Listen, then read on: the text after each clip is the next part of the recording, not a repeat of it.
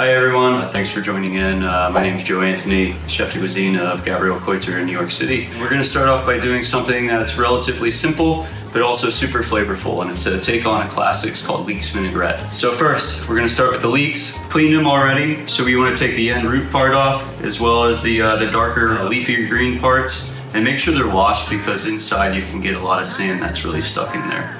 Right here I have one bunch, which is about 4 leeks.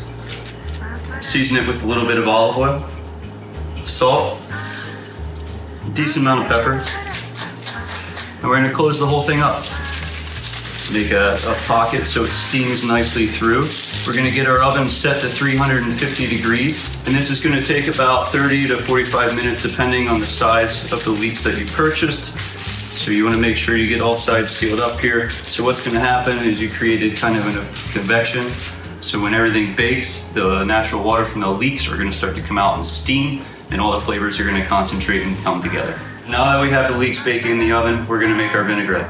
So as I said, it's typically a mustard vinaigrette, so we're not going to stray too far from the path on that. A teaspoon of Dijon. It's about 2 tablespoons of red wine vinegar.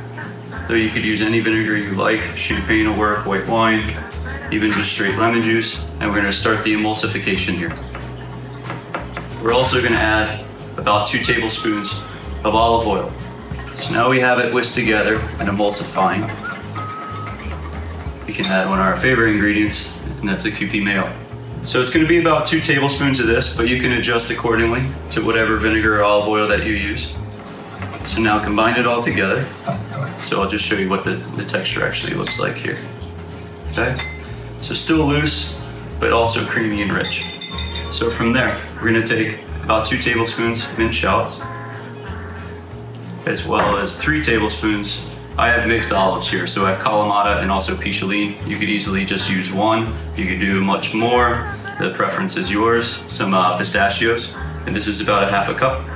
And about 5 to 6 parsley leaves, larger ones that I've just chopped up roughly. Make sure you're always seasoning your food.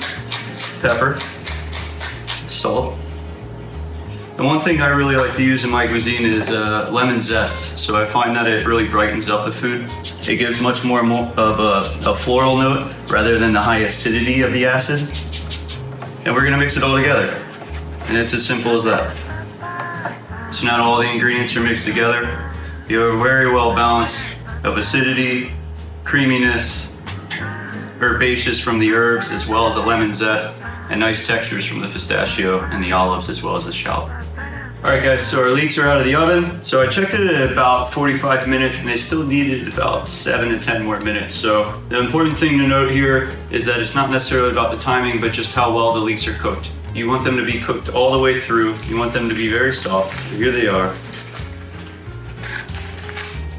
Nicely baked. And one way to tell is you just take your knife, and if it easily goes in, you know they're fully cooked. From this point, it's very easy. You're almost there. So we're gonna take a bowl, and we're gonna take a couple of our leeks. About 1 to 2 is gonna be a serving size. And we're simply just gonna add the dressing right on top. Now, one thing to note is it's nice to add the dressing while the leeks are still hot, because it's still gonna absorb it.